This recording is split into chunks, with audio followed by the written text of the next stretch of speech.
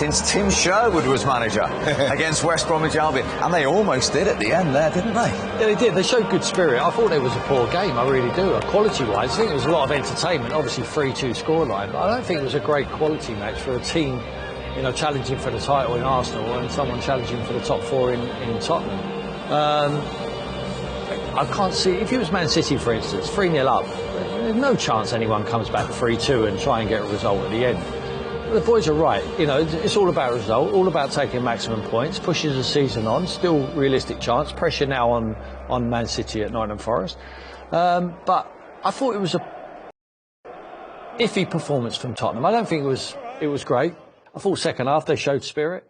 I don't think they were spectacular either at Arsenal. I think they adapted their style, which is, I admire Arteta for. You know, he's not hell-bent on, no, this is the way we play and that's it. They surrendered possession today. And what they've done is dug in and counter-attacked. And they've got different ways to play. You know, he's turned the page over now. He knows how to coach. He's an astute coach. Sometimes he knows you need to suck it up. Suck up the pressure and catch him on a counter-attack. Something, well, I think Ange Postecoglou needs to learn. You need to learn that because there was a 3-goal start. Yes, the Vicario got targeted for the 2 set-piece goals from the corners, but they're wide open. They're fullbacks. We said it at the beginning of the show. You release them gaps, they get exploited, and he did with a Saka goal. But we knew that was coming. I think Ange needs to know that's coming as well, and I think he needs to adapt at times. OK, 40 points from 45 Arsenal have now taken. Most importantly, 3 derby points there. 1 game still to come, which we know is absolutely huge. In the other game, by the way, Bournemouth have gone into the top 10. They've beaten Brighton by 3-0. They've also set a Premier League points record for their football club with games still to play. So Iriola doing some job down there on the south coast. Brighton have lost back-to-back games for just the second time under Roberto De Zerbi. So Arsenal win the North London derby 3-2. Now it's over to Manchester City, who are at Nottingham Forest, and they will be aware of that result and the gap, which is 4 points. But of course, they have the opportunity to go back. They have 2 games in hand, but they still have Liverpool and Manchester City, amongst others, to play. Bournemouth, as I say, have nudged their way into the top 10 of the Premier League. Oh, job done, game 1, but just describe the wave of relief that went over you when that full-time whistle that went. Yeah, that last 20 minutes wasn't nice, but it was worth it, man. Yeah, worth it. You came in, you said it was horrible. Just tell us how the feeling changes when it goes from 3-1 and then obviously 3-2. Yeah, obviously we know it's a big derby and they don't want to just lose 3-0 at home. So once they got one, you know, the crowd was up, they was up, and the momentum shifted their way. But, you know, I'm proud of all the boys. We fought to the end and, yeah, we got the 3 points. So what's key? What's really important when it gets like that? You've been comfortable, it gets tight. What do you need to do? Well, we just need to be calm, you know. Obviously, everything's quite frantic, and I know it's... Is it like the Swan? on the surface, calm, underneath, you're panicking furiously? A bit, but yeah, I think we showed our level heads at the end, and yeah, I'm proud of everyone to get the win. Special to go over and celebrate it with the away fans? That looked like a really nice moment. Yeah, very nice moment. You know, we know what it means to the fans and what it means to us, so yeah, we're delighted. What does it mean? It means everything, and yeah, we know this is a massive win for us, and we've got 3 to go, and we're going to give it everything and see where it leaves us. Do you feel like you need to be perfect? Yeah. Yeah. So what happens now? iPads on the coach, seeing if Forest can do you a favour? Well, pretty much, yeah. Shower, get on them on and hope for the best. No, but yeah, we just know, obviously, City are an amazing team, but you know, they're not perfect. No one's perfect. They can drop points. We just need to do our job and see where it leaves us. You say no one's perfect, but you kind of have to be, don't you, between now and the end of the season? Yeah, there's not much room for error. You know, they showed last year, the years before. And yeah, we've got experience now. We learned our lessons last year, and yeah, we're ready for the last 3 games. OK, that's an interesting thing. Do you feel like lessons have been learned? You'll remember Liverpool away, West Ham away last season, where you were comfortable and you didn't go over the line. The difference today is you did. Yeah, exactly, and we showed that today. You know, maybe last season, I don't know, that could have ended in a draw, but you know, today we showed that we have the experience now, and we can come here and get 3 points even when the stakes are high and it's a massive game. So yeah, delighted, like I said before. And I should just lastly ask about your goal. First English player to 15 Premier League goals since, can you tell me? Ian Wright. Mean a lot? Of course, yeah, it's really nice, and I hope I can continue to make records like this. But the most important for me is the trophy. It's going to be a tough day for Ben Davies today, because you could see, again, we're talking about a player who knows exactly what the derby means at a time of the season where, you know, it was more about the performance and making sure you do perform. And he did. He caused Ben Davies a lot of problems. Obviously, he had to go off in the end. But I was really pleased with the fact that they were so in control of what they needed to do, especially once they got back in the game, Tottenham. I mean, it's to stay calm. They've done so well to get to this point. You can't do rash things, which we saw the goalkeeper do, unfortunately. And even the penalty, what was given away, was quite a rash decision to make from Declan, simply because of where the ball is. There's going to be a player in and around it. You've got to be a lot more careful about that. But like he said, the main thing was getting the 3 points, and that's the main thing. We played at the penalty shout at the start of Saka's goal from Tottenham's point of view, that they thought on field, but you were happy nothing doing here? I was, yeah. I don't think there was. There was a clip there, but I think it was more Kulusevski leaving his leg there. No, I was happy with that decision. I thought they got that one right. And from then on, Tottenham were in trouble. Yeah, Bakaya makes you listen. His run there, he's going to run offside if he runs in a straight line. But what he does, he pulls himself to the right-hand side, so he still has the momentum going forward. If he stops, you see the clip there, but you can see, I'm not sure, that's certainly not intentional. Trossard's leg does catch him, but that's not a penalty for me. But I just love the movement of Bukayo Saka. Yeah. When he runs forward, you know, like I say, if he stops and he starts again, he pulls himself to the right. Yeah. So he's still moving forward, the momentum's still forward, and he knows exactly what he wants to do.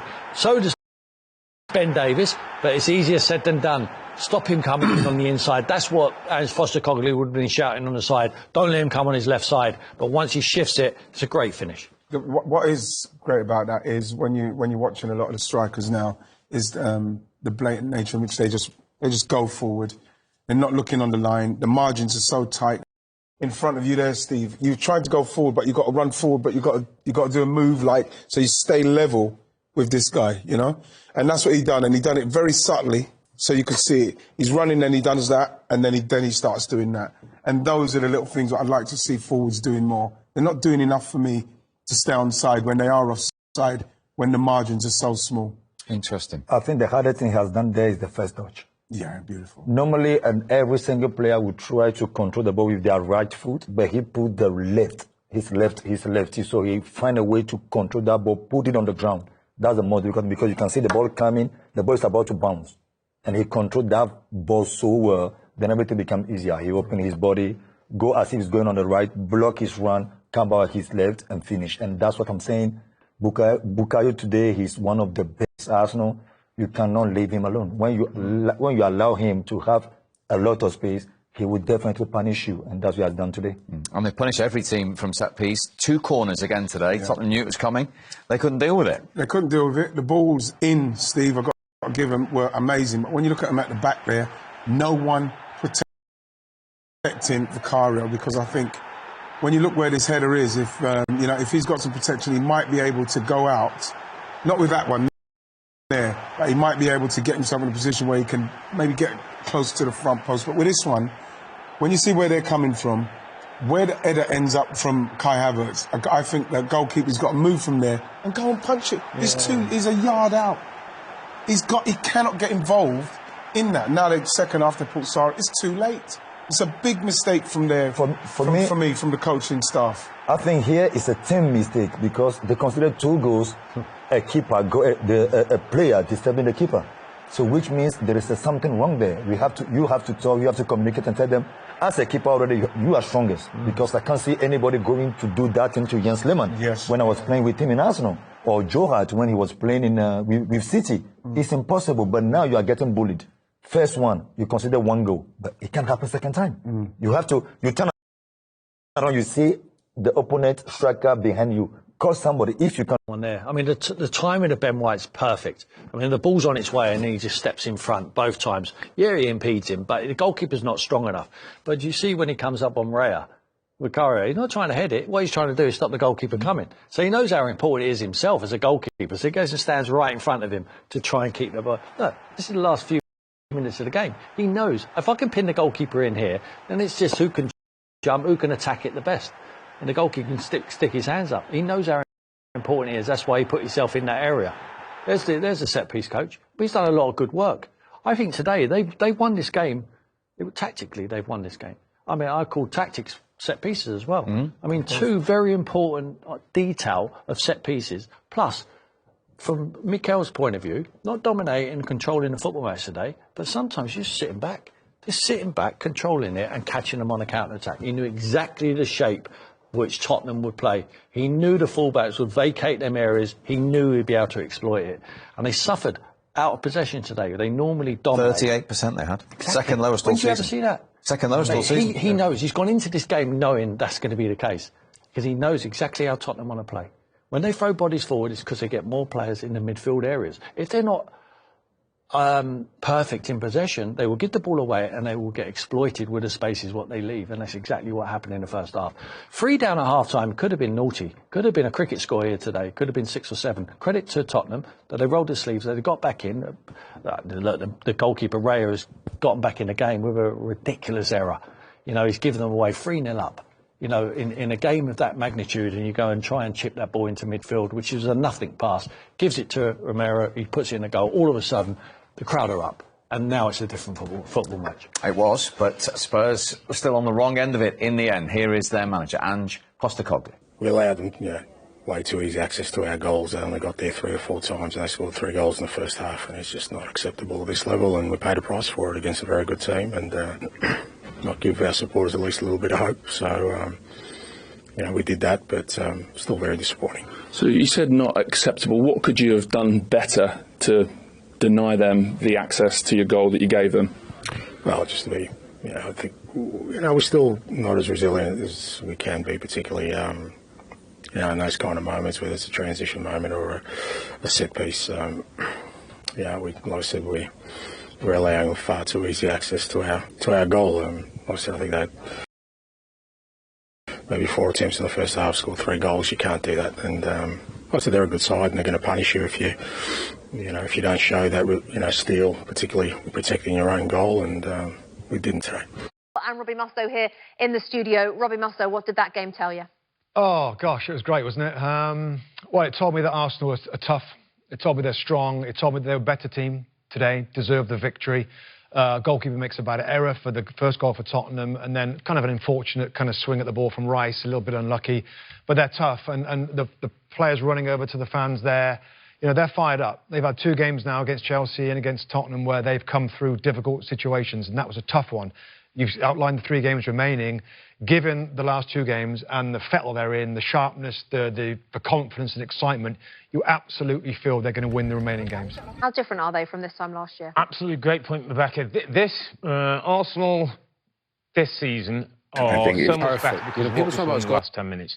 We sit here in our comfortable seats and say game management at half-time, keep a clean sheet. Well, there's tension, there's nerves, these 60,000 Spurs fans baying for them to win. Yet today, Rebecca, wasn't about clean sheets and wasn't about whatever football and great goals. It was about grit, it was about determination, it was about spirit. And we've not always said that about an Arsenal team. And this is why Arsenal have a chance this year of winning a title, because they're not just relying on the football, they've also now got a togetherness. But there was, 1 second, Rob, we've got to get to that turning point, because there was a turning point, and it happened earlier on in the game when they were denied a penalty, maybe 2, but definitely 1, do you say, Rob? Yeah, I feel that this should have been awarded for a penalty to Tottenham there. It's Kulusevski that goes down.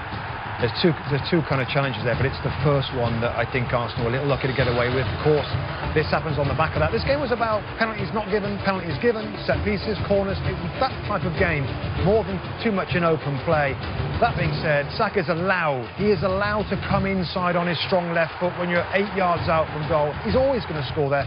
Should have been forced by. But look, watch the contact here. We're going to get this Trossard there. The clip on the back of the heels, Rebecca. Trossard on Kulusevski. That is a significant touch that he can't quite keep his feet. That's what we look out for again here. This is the second one that Rice comes in and takes some of the ball. Not that one. It's the first one. But they were a bit lucky. Trossard, the clip there. And anybody, just to remind everybody else, it doesn't have to be a deliberate touch. Those have been given. They get given every week, where you're running behind somebody and you just clip the back of their heels. But that being said, after that, it's brilliant counter-attack from Arsenal in a really nice way. But had they scored the penalty, it would have changed. Could have changed the course of the game. And I'm so surprised that the referee wasn't asked to go over to the monitor, Rebecca, and take another look. He could still stayed with his same decision. I thought that was a poor decision, and Tottenham, I'm sure, are going to have something to say about it. 5 goals in the first game of the day. We are halfway. Welcome back. So, what a first half that was in the North London derby. So much to get through. Let's get straight to it. Arsenal taking lead from a corner again, but you like the way they pressed and won the corner in the first place. Well, this is what they were going to do. You see them inverted there, Porro and Davis. And then once that's happened, you could see like where Saka is already. I think the ball from the goalkeeper's paws is taking him away from it. And then from there, Arsenal exactly where they want Spurs in respect of closing down, because they want to get into this set-piece situation. See Ben White there causing the goalkeeper some problems. But this ball here, you know, I think that, for me, Højbjerg's on the wrong side. He's leaning across. It's a half-decent ball in, but at the same time, you know, it's made him panic.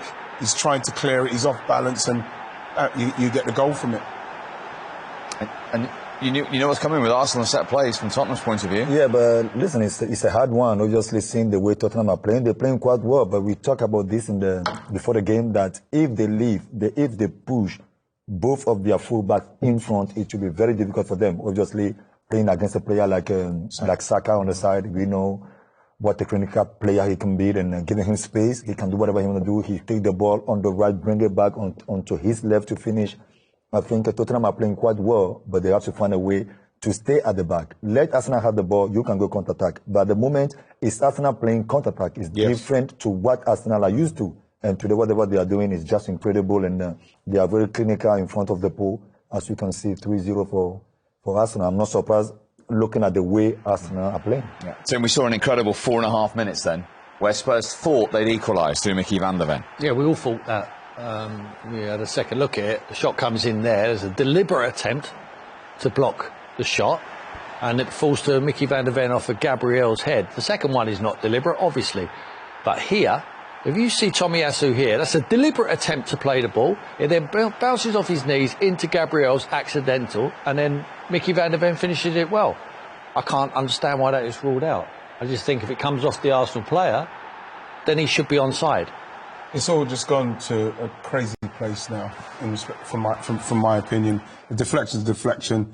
You know, from you're looking at Van der Ven there, and I can't understand how. I don't know how to get into. I'm going to complain about that now because I'm done with it. I'm done with that. Let's just clear it up with Dermot. Well, we'll try and clear it up with Dermot. Tim thinks that was a deliberate block, therefore it should be onside. Is that the ruling, the deliberate side of it? If he goes to block it, he's not offside. What he's got to do, he's got to have a clear chance to play the ball. He's got to deliberately play it in a good action. You look at it, it comes so fast. I think Van der Ven's very, very close to him as well.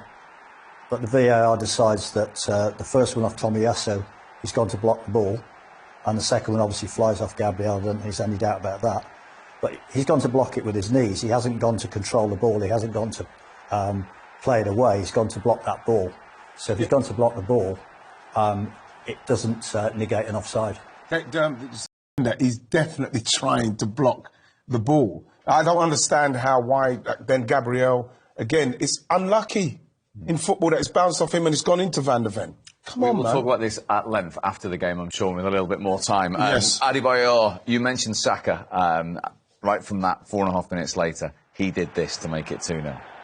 But listen, a player with his quality, and if I'm playing a game, and let's say, I don't know, 6-7 years ago when I was in the Premier League, I could have tell the right back or whoever is playing against him to stay on him, because we all know how he's on top of his game right now. He's playing his best football. But now, seeing Davies moving up front all the time, Davies is not the one that's going to score for Tottenham to win this kind of game. So Davies have to stay in position and have Bukayo Saka under control. That's not what they're doing, and that's going to make life so difficult for them. If you allow Saka to play with his quality on 1v1, we see how he make that goal look so easy, but trust me, it's not.